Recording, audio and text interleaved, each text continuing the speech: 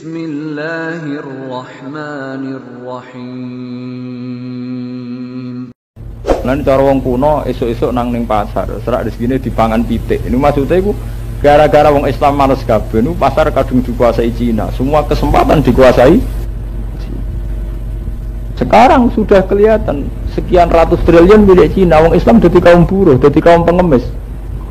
Asal usulnya dari dosa yang ndak amat-amat besar, ya rupa-rupane males.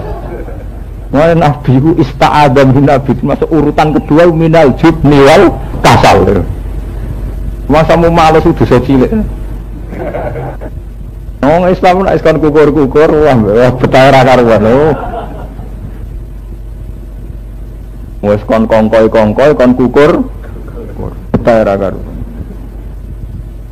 Mulane jarene ulama-ulama riyen ada 3 hal sing mufsidatun lil mar'i ayyam mafsadatin, perusak segala perusak. Itu termasuk al-faragh, sifat nganggur. Niku mufsidatun ayyam mafsadatin, dalam redaksi ulama dulu dikatakan perusak sejati. Ya kados tengah ndawon sampean pikir. Mana gua syukur ana partai-partai Islam di luar NU, kados PKS, kados PBB. Barang kuwi selip mbek partai-partai agresif. Ngerti-ngerti kedodoran tenan. Nah, kedodoran lagi nyanyi, ya betul pak akumulasi, mereka males kan, males galang masa, males dinamika, bareng keselip wong gremeng, akhirnya nuduh Wahabi, kalah jurus menang nuduh, bener ora pokoknya menang, bener gak penting, pokoknya ada gedeng pokoknya, bareng kalah mbek Cina terus, wah revolusi anti Cina. Ora usah anti kerja keras, Cinane kiri wis wedi. Tapi kowe revolusi kaya apa nak Cinane sugih kelar tuku tentara. Akhire wong Jawa demo dijaga mbek tentara Jawa. Berarti alat negara nglindungi aset Cina. Kowe mbok modalne nekat.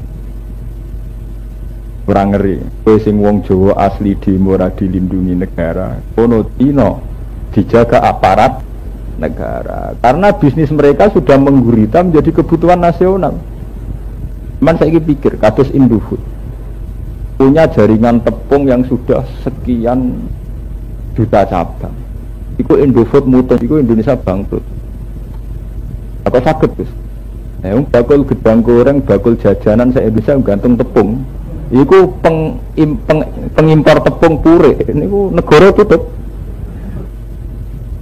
Mulane kados SBY, kados presiden saja wedi mek jenenge Kadin iki wedi. Kamar Dagang Nasional. Iku nak ngintimidasi negara ngono. Negara karepe ya engkek kepengin rega turun, kepengin apa-apa murah. Jare bos-bos sing wis nguasai gurita nasional. Ngen Pak. Ya wis nak ra mek bathi ya rasa dagang. Tak prai rong ya negara serawani. Karena bisnis mereka sudah menjadi ekonomi penyangga ekonomi nasional, dan itu kesempatan itu sudah diambil alih oleh Cina.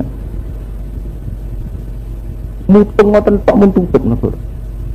Mutung urusan tepung saja, belum urusan yang prinsip kak minyak goreng. Coba sekarang produsen minyak goreng mulai yang kemasan sampai yang tidak itu sudah Cina semua. Itu mereka bisa kartel, bisa apa saja. Itu kalau negara menyarankan turunkan harga minyak, itu piro Menteri Perdagangan ngumpulno. Bareng ngono dijawab, wes Bu Menteri nak ora oleh mek badi, aku tak orang gawe. Iku sak Indonesia. Tapi ini berangkat dari akumulasi karena umat Islam sendiri males. Padahal kata pakar-pakar ekonomi, andai kan setiap daerah itu memperdayakan potensinya. Dulu ketika minyak goreng sampai 12.000, gitu kan? Wong Indonesia kan geger. Itu kan banyak pakar-pakar menyarankan. Andai kan setiap kampung punya kearifan lokal, bikin minyak kelapa sendiri, punya koperasi sendiri, itu ketergantungan pada minyak produsen besar rendah. Ujung-ujungnya moh ya mergo males sih balik ning bab napa? Marut tak kesel, enggak meresi ya padahal dengan setiap kampung ada sentra-sentra kopra, ada sentra-sentra bikin minyak sendiri. Itu wong-wong produsen minyak gampangannya cara Jawa ndase gak gede. Juga sadar ndak begitu Bukan, karena setiap masyarakat bisa menciptakan kebutuhannya sendiri. Atas tepung dia sami. Zaman babah kita nak nggih tepung ya kok deplok beras direwangi ngoten ya dadi tepung. Pemenang saiki akeh selap jagung, selap beras. Ora gelem nglakoni ya mergo malas. Wah balik sing arep kacau balo mergo napa? Makanya itu termasuk dalam daftar hitam. Malah sih termasuk ning Nabi daftar apa? Hitam. Termasuk di naudzubillah. Termasuk apa? Daftar di naudzubillah apa? Billah. A'udzubillah minal jubni wal kasal. Itu setelah kita berpikir panjang secara sosial, ternyata apa-apa yang oleh Nabi diistiazai itu benar-benar punya dampak sosial yang luar biasa. Kita saja sebagai kaum Islam itu tidak serius dengan itu, bahwa masalah itu dihindari. Kenapa kemalas? Itu saya sampean punya anak sekolah di perawatan atau di kedokteran, anaknya sampean sergap SKS sudah ditempuh sekian, materi pelajaran sekian, sangka umumnya 6 tahun, bisa 4 tahun, bisa 3 6 tahun S2, anaknya sampean males, amin DO, amin jubuk cuti. Wah akhirnya bengkak, biaya tidak begitu terus bengkak kan. Kalau biayanya bengkak 6 tahun lagi lulus, kok mulai ya ada di popo mergo zaman sekolah padahal wong males biaya tinggi, wong sibuk rapati rokok mergo kita itu sih sibuk. Lah wong males tak men rokokan. Lha itu mbok hitung biayanya ya tinggi. Terus ora ngaso lo duit tukang ngendakno napa? Rokok. Makanya Nabi termasuk daftar hitam betul, wal kasal termasuk napa? Daftar hitam, cara Nabi termasuk apa? Termasuk diistiagai minal jubni apa? Minal kasal. Pondok ini kita terusakan ini saya ikuti pasal. Wala taqfu ma laysa laka bihi ilm. Wala taqfu anut sira utawa aja nututi sira. Tapi tegese aja anut sira. Aja anut aja gawe keputusan, gawe standar ma ing perkara lesa kang ora ana iku laka kedue sira bihi kelan apa ilmu. Kamu jangan bikin keputusan sesuatu yang kamu sendiri tidak tahu. Inna sam'a saat temene pengrungon wal basara lan peninggalan wal fuad dalan ati ayul qalb tegese ati. Kullu ulaika te mengkon-mengkon kabeh kana ana apa kulun. Anhu sangi ikilah kabeh. Maksudnya dari semua yang diperbuat pendengaran, mata dan hati iku mas'ulan dijalui pertimbangan atau dijalui tanggung jawab. Sapa sahibu wong kang duweni kula. Maba ing apa faala nglakoni saulan bihi kelawan ma. Wala tamsilan aja lumaku sira fil ardi ing dalam bumi. Aja lumaku marohan, hale sombong atau hale angkuh. Wa marohin tegese sing duweni keangkuhan. Dalam angkuh bil kibri kelan ngakoni kesombongan. Wal khuyala ilan keangkuhan. Dia ngerasa bener dewe, ngerasa sugih dewe. Kenapa manusia tidak boleh angkuh? Inna kalan takhrikal ardo. Niki oleh nyepelekno pengiran. Sak mlete-mlete wong ndak iso jebrono bumi. Inna ka sak temne sira lan takhriko iku ora bakal iso jebrono sira al ardo ing bumi. Pasti bahwa tegese jebrono sira ha ing arep. Hatta tablu sehingga tumeka sira akhiroha ing akhire. Kalau itu maka bikibarika sebab mental sombong siro. Walan tablu walan ora tumeka siro aljibala ing gunung apane tulan apane dawane. Al makna te maknane ngene, annaka satemene siro la tablu iku ora tumeka siro hadal maflak ing ikilah tumeka. Pake pamoko kali kaya apa tahtalu. Napa jenenge sombong siro. Misalnya sampean tangklet tapi tidak atas so menempuh beberapa gunung tertinggi di dunia. Tapi itu tidak karena kesombongannya, satu rumus ilmiah. Nah karena sombong tidak bisa. Mereka bisa naik gunung tinggi karena ada teknologinya, ada panduan pengetahuan ya, bahwa tingkat suhu sekian harus pakai ini, tingkat suhu sekian harus pakai ini. Ya dengan demikian tidak karena kesombongannya, karena Tuhan bisa melecehkan. Mulai temu ngono, jebule apa yang puncak Everest itu nganggo jaket. Berarti kowe manusa sing cerdas jebule ngledek butuh jaket. Jadi pangeran nak melahno kan gampang to. Jare kowe hebat, jebule selamat gantung jaket ngono wae. Berarti selamat gantung barang Karena aku mlete tenan kudune surat bergantung barang liya. Ciri utama wong mlete kan sawangane ra buta wong liya ra li. Sebelum ngletek isane selamat buta napa? Jagat.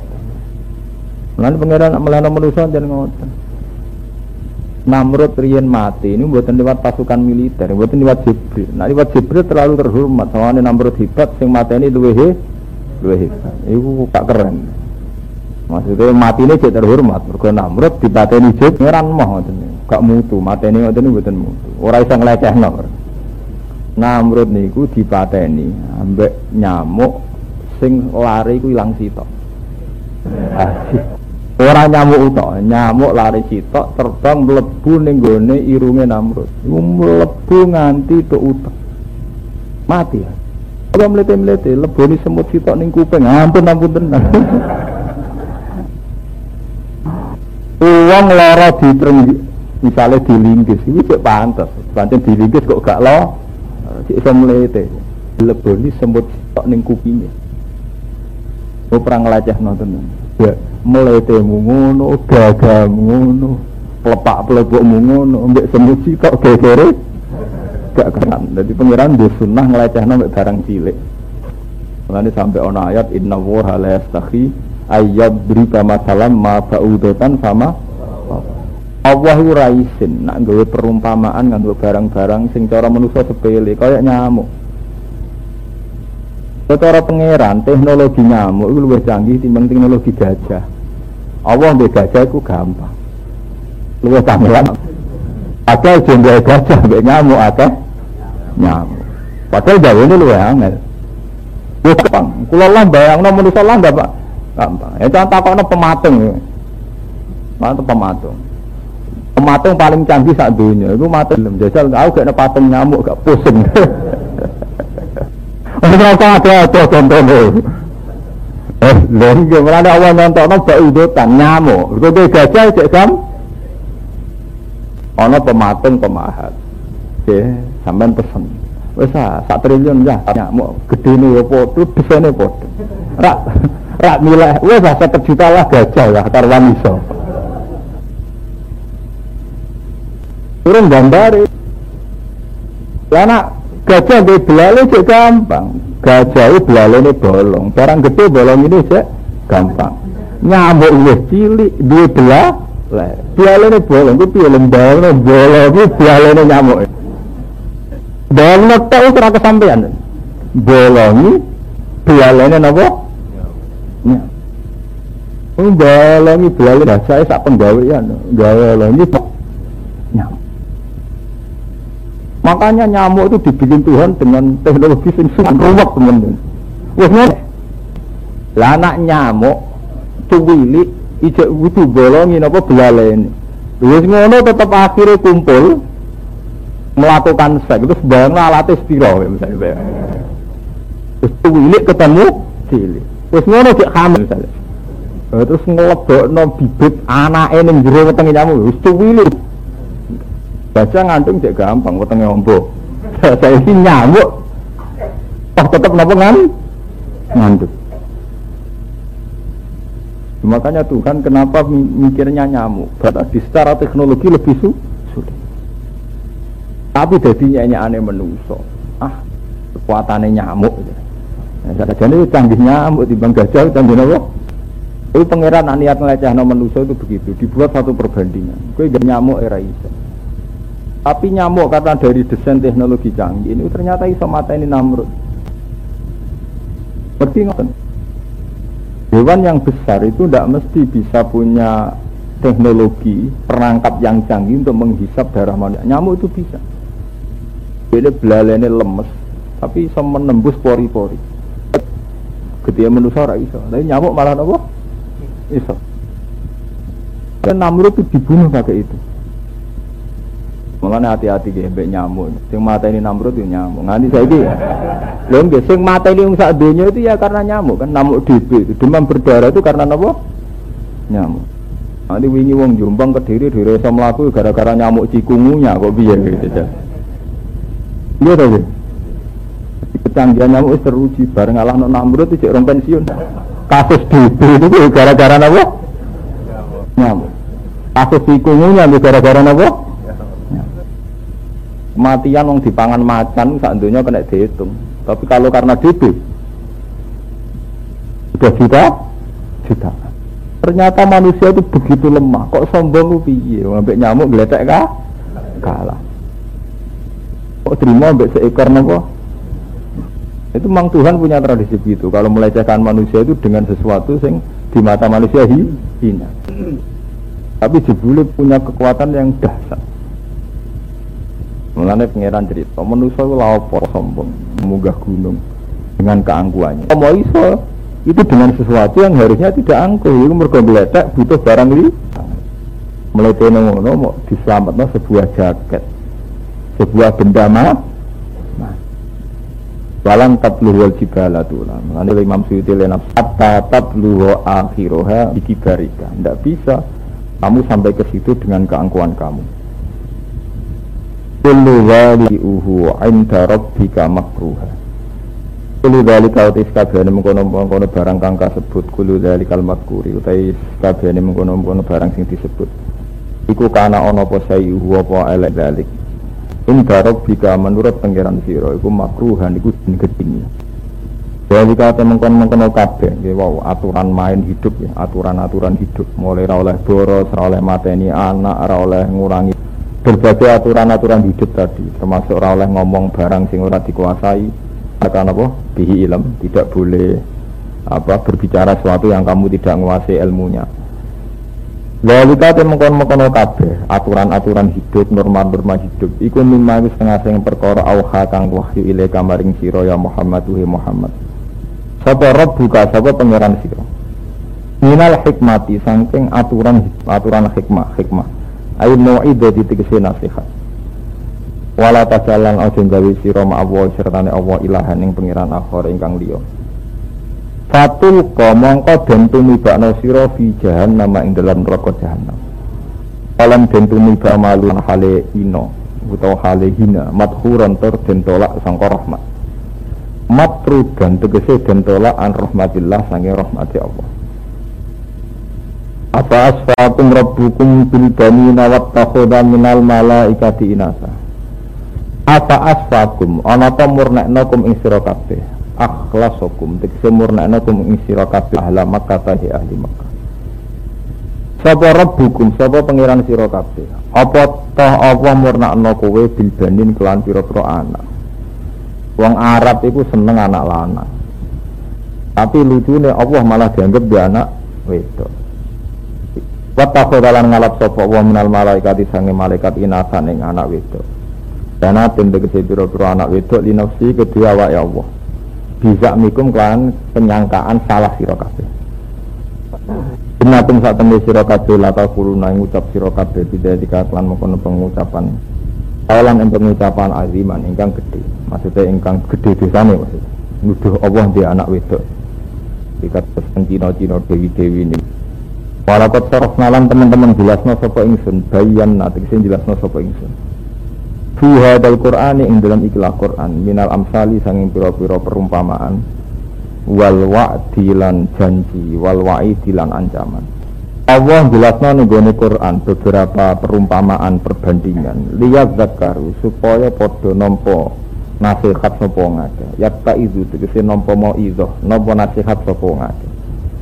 Mestinya dengan berbagai nasihat Quran itu wong untuk mau itu. Wa ma yaziduhum illa nufura. Kama yazidulan ora nambah ya Quran hum ing wong akeh. Apa dalika mengkono-mengkono ikilah Quran illa nufuran kecuali malah melayu sangka kebenaran. Ai anil haqqi tegese saking barang. Anae bareng dikandani malah mereka lari sangka barang napa? Menika kula terangno sing menyangkut niki nggih sing napa zalika mimma awha ilaika rabbuka minal hikmah. Terus niki kula cerita iman ya. Aturan-aturan hidup yang menjadi kesejahteraan hidup itu hanya bagian dari wahyu. Misalnya kalau kita tidak boros, dia akan hidup sejahtera. Kalau kamu punya perilaku terukur, maka hasilnya juga terukur juga. Tapi itu hanya menyangkut kesejahteraan dunia. Sebagai seorang mukmin mensandarkan itu harus atas nama Tuhan, atas nama Allah, sehingga kita akan mendapat kebahagiaan ukhrawi juga, yaitu atas nama al-yaumil akhir. Ini eling-eling. Makanya Nabi itu mengajarkan fid dunya hasanah wa fil akhirati hasanah. Misalnya begini ya. Kula sae kalian tonggo, jenengan sae kalian tonggo. Tentu orang yang sae kalian tonggo, siapa hormat dihormati, siapa segan disegah. Tapi kita mendapat perlakuan dari tetangga ini hanya hukum duniawi. Lemahnya hukum duniawi, kowe ngekeki tonggo, ngutangi tonggo, meminjami tonggo. Itu kalau gak bareng hukum akhirat, kowe untuk bahagia mau dunia tok. Sebab itu saat kowe menyantuni tetangga harus atas nama mangka na yu'minu billahi wal yaumil akhir, atas nama bahwa itu perintah Allah, atas nama iman kalian Allah. Karena kalau atas nama duniawi, kamu hanya bahagia duniawi saja. Makanya ketika di Quran, man arada al akhirata wa sa'alaha sa'yahu wa mu'minun fa ulaika kana sa'yuhum maskura. Kan demikian, kula bolak-balik matur teng santri kula. Ngene jamaah kula. Duniawi itu hukum yang tidak didominasi orang soleh saja. Nah ana kiai, ana santri sering ngutangi kancane, iku ora usah sok soleh. WTS ya sering ngutangi kancane. Maling mbek maling ya utang. Nah, santri mulai kang aku ora duwe utangi tak nggone sangu murah kira lonte pe mulai ya utang kancane, aku ora duwe utang. Sebab itu kelebihan sosial itu dah miliki orang soleh, orang dolim juga tuh. Lah yang beda ana wong soleh ambek wong dolim, sosiale wong soleh atas nama Allah. Yaiku sing disebut ibadahe lillahi ta'ala. Akibatnya beda banget. Misalnya kula tiyang sing mboten soleh, ngekeki tangga 100.000. Suatu saat butuh 100.000 ora dikeki gremeng tenan. Dol dhisik tau tulung, saiki kok lali aku. Karena dia murni dibekap oleh hukum sosial, dia murni otaknya otak sosial dunia. Coba kalau dia berpikir secara akhirat, ketika dia utang rawleh, alhamdulillah sampean ra tau ngamal ning aku, tapi aku ditakdir tau ngamal ning sampeyan. Dia tetap akan berpatokan la tubtilu sedaqatikum bil manni. Aku ora bakal batal sedekahku ning kowe hanya karena kowe saiki ra gelem sedekah ning aku. Itu yang membedakan adalah konsekuensi dari cara awal memberi. Karena dari awal memberi karena yu'minu billahi wal yaumil akhir, dia tidak akan rugi juga, tidak akan kecewa. Apapun kasus yang terjadi kemudian. Kalau uang ngapi tonggo atas nama perintah Allah, suatu saat tanggane rapi, ini ora ketun. Alhamdulillah tahu ngamal, alhamdulillah wis koyok perintah Allah. Tapi nak atas nama sosial ketika tonggo itu mangkel kan. Tak kei jebule wong cek pancet. Itu kali rumah ponakan itu. Rata-rata kenapa di Pak Lin nak berak gedung. Cilike tak rumah, gede-gede lalu. Wah. Ya karena dia ngrumate dengan kompensasi sosial. Saiki jero rumah. Sing ngongkon diutek ngono sapa? Islam tidak mengajarkan otak begitu, otak Cina.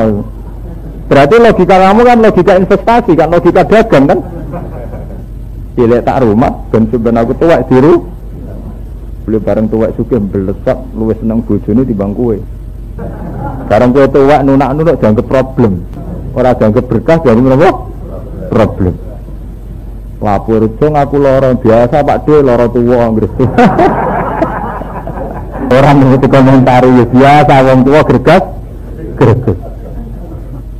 Iya dong, mripate kok wis kunang-kunang. Wah biasa berarti yang nak mun tuwa nggih mripate kunang, ora lara wis.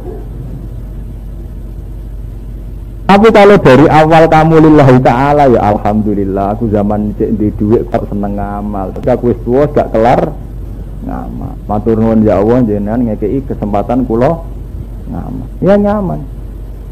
Jadi kiai kudu ngoten. Jadi kiai nak rumah santri ikhlas gampang. Kok tak dulu, buka duit mbok ulang. Jadi lebih beda politik, beda kepentingan. Kiai P3 murid PKB, PKB murid PKN. Ngono nek ra ikhlas ati muloro ngenes tenan iki. Mane kula dadi kiai latihan ikhlas tenan. Wong ra ikhlas iku mangan ati ngene ngandel kok. Enak ikhlas. Ikhlas iku gampang. Lu apa? Ikhlas. Ikhlas gak mangan ati. Kula misale krungu santri kula beda partai ya alhamdulillah ya wis di pilihan ya waras wong duwe napa pilihan wis. Kula bertilapuri misale Gus kula tak partene Gerindra wae ya gak masalah. Gerindra kayak Gerindra opo ngono. Kula partene Islam Gus. Islam sing piye? Ini opera Sunni, sing Sunni Gus. Ya ono Islam ora sekedar Islam Sunni yo. Itu tidak masalah karena kita dari awal la nuridu minkum jazaa'u wala syukura innama nut'imukum liwajhilum jazaa'u wala syukura. Kita harus melatih ikhlas. Sebab itu dalam sejarah keulamaan, ya, sejarah kebanyakan itu selalu ada sedekah-sedekah yang tidak tepat sasaran. Mainstream, ya. Umumnya orang sedekah itu kan pada orang fakir yang soleh, misalnya sholat atau ninggone tonggo fakir sing ibadah. Tapi dulu ya banyak saja ulama sing sedekah mbek lonte, ulama sedekah mbek maling. Ya wonten mawon. Ulama mulai di sini ngelatih wong ikhlas nganti ngoten. Abu Nabi nate cerita, dhisik ana ulama Bani Israil, sugih. Nak sedekah senane dikekno maling ya dadi gunjingan. Pak Kiai kok maling. Suatu saat sedekah mbek lonte dadi gunjingan. Pak Kiai kok sedekah mbek lonte. Suatu saat meneh sedekah ambek wong sugih. Wong sugih malah disedekoi Pak Kiai. Ini sing cerita Nabi lho teng hadis sahih. Akhirnya suatu saat ulama Bani Israil ngekeki penjelasan. Umumnya yang sedekah ning lonte ku perkara entuk awake. Dadi kompensasi ini. Artinya umpama lonte-lonte iku untuk sedekah ke kiai-kiai ora usah lonte. Untuk sedekah ora usah kompensasine napa? Iku menjadi hikmah terbesar dalam khazanah Islam. Kula bolak-balik seminar matur termasuk dalam khazanah Islam itu begitu. Iya wae ana maling, itu ada unsur ketidakcukupan secara ekonomi. Selain mental ya, tentu kita juga nyalahkan mentalnya. Tapi andekan dia itu sering tercukupi oleh orang-orang soleh di sedekah, kan dia maling juga karena ingin makan kan. Coba kalau makannya sudah dicukupi negara atau dicukupi orang sekeliling. Makanya ini khazanah, kita tidak harus melakukan karena ini satu sikap yang enggak mudah. Tapi itu khazanah ya, menjadi kekayaan ilmiah kita, kekayaan intelektual kita. Bahwa ada dalam hadis sahih seorang ulama yang mengambil langkah kontroversi. Hasil dia menjelaskan, sedekah ning lonte nak menawa dadi tobate. Sedekah ning maling ya nak menawa dadi tobate. Sedekah ning wong sugih nak menawa gelem iktibar terus gelem. Kenapa ini harus kita lakukan selain melatih ikhlas? Sampeyan pikir, kula bolak-balik matur teng bojo kula. Sedekah ning gone wong sopan, iku tak angen-angen iku ora bener. Ajarane sithik. Nah kalau kiai-kiai sampai pikir, misalnya ngerumat kandalem, itu paling ngekei mangan be uang jalan, itu nak sing medit, uang makan be uang jajan, itu termasuk dianggap kiai lomo. Nak kiai medit malah ngekei mangan tok, atau ngekei du. Itu juga dihitung burah terus UMR rak bangkrut. Gara-gara sopan tidak isak mono wes cukup, wes gelem ngewangi kiai ini. Padahal nak dihitung UMR, upah minimum regional, dia ini bayar 600.000 ngiah kan. Gara-gara wong sopan 300.000 itu artinya bagaimanapun ada kompensasi duniawi yang andaikan duniawi pula kita habis lebih banyak karena sekitar 600. Coba kalau sampean sedekah mbek sing nakal ora ana balikane blas gelem ra gelem ki dilatih ikhlas. Itu Nabi dulu itu mengajarkan gitu, sedekah wong saleh ya apik tapi sedekah wong nakal itu enggak dilarang. Padahal kalau menurut aturan fikih, uang yang digunakan orang nakal kan rawan disalahgunakan. Misalnya wong nakal untuk sedekah untuk dienggo nyabu, wong nakal untuk sedekah untuk dienggo tombok, dienggo judi. Itu memang satu wacana, tapi dibalik juga bisa. Selama ini orang nakal tidak simpati sama orang soleh. Mergo dekne kancanan padha nakal sering ditulung. Setiap kancanan orang soleh mesti rakaruan. Lho saiki lho ini wacana, lho rungokno tenan nih. Mulane kiai-kiai saleh mulih dhisik wong nakal ora gedeng. Wong nakal asik mbek nakal, mergo kancanan padha nakale asik. Bareng kancanan wong saleh mengecewakan. Akhirnya mau kancanan wong saleh, ya. Oke, jajal tahu kancaran kecil. Mulane Quran ngajaro utu ila sabili rabbika bil hikmati wal mau'izatil. Termasuk hikmah itu gitu, orang nakal kancanan kita pun harus dibuat nyaman. Dengan kenyamanan ini kita berharap dia simpati ke kita dan mau tobat. Nggih to, misalnya teng desa mon sing nakal kelas amatir mawon ya, nakal amatir ya. Maling pitik, kancanan ning gerdu padha nakale, wasik iso guyon. Bareng sowan kiai terkenal maling pitik di sini sih diarani najis. Wong aku kancanan ning gerdu mulyane ra karuan, dimulyakno kancaku. Rene diarani najis. Najis. Sampai aku moro mamneh, Mbah. Coba kalau kiai itu bersikap simpatik. Mungkin cara berpikir dia rubah. Ya aku nakal ngene kok tetap dihormati, tetap apian. Sebelum aku salah, nyongkoku minta aja itu sah. Sebelum kiai dikancani ya asik. Mungkin rimanya urusan asik kan. Tapi bisa diharapkan itu ke depan lebih baik. Makanya Nabi cerita dalam redaksinya Nabi, kana hibrun min ahbari Bani Israil. Termasuk dianggap wong pinter, orang yang ngambil sikap demikian. Coba kalau dulu kali Jogo gak gelem kancanan sinden, kancanan ketoprak. Mungkin nyanyian sinden mbek ketoprak urusan sek kabeh. Iki gara-gara ana susupane wali kan tembangnya ana tembang kalimat sodo barang. Kan lumayan numpang liwat timbang sama sama. Misalnya alat malahi, mbok haramno iku ya repot. Ya nak penyanyine serono karwan haram. Itu saja ndak murni karena musiknya, karena kasful au. Nyatanya kalau alat musik yang sama dipakai opik, dipakai siapa itu Haddad Alwi, orang menjadi cinta Allah, cinta Rasul. Sama-sama alat musik. Lalu kalau mboten sependapat, kiai sing ngaramno alat musik fakot itu mboten sependapat. Karena bagaimanapun haram semujma'al itu kasful auratnya atau siarul fasakohnya. Begitu, gitarnya sama originnya. Saya tidak mengatakan halal enggak ya, tapi harus ada perbandingan. Gitarnya sama, originnya sama. Saat dipakai opik, dipakai Haddad Alwi, wong iso nangis. Sopo sing ora haru saat opik nyanyi Allahu Akbar. Nyanyi ini sulit tentang Rasulullah. Tapi saat dipakai penyanyi blotor ya wong sahabat tenan, kriminal kan. Tapi itu kan sudah kombinasi kan. Karena yang satu serbanan, ana musik lah ra ndadekno wong sahabat. Sing sitok wis musik ana wong uga ndadekno napa? Artinya kalau musik berdiri sendiri kan enggak ada jaminan sama sekali itu ke haram atau ke halal. Wong kiai sing ngaramno musik bedino nyetel opik. Mbek Haddad Alwi. Lha maksudnya piye to mbah menawa haram. Enggak ini ra apa-apa itu kan. Makanya Ibnu Hazm itu seorang ulama besar mati-matian dene darane nak musik haram itu keberatan dia. Karena dalam sejarah mesti begitu. Dulu ada Jalaluddin Rumi memanfaatkan musik untuk isek, untuk cinta Allah. Sekarang era sekarang saja kita menangi ono opik, ono sulis saja siap.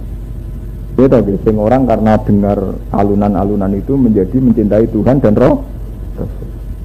Meskipun musik yang sama digunakan orang-orang nakal yang kemudian menjadi nakalan juga, menjadi maksiat.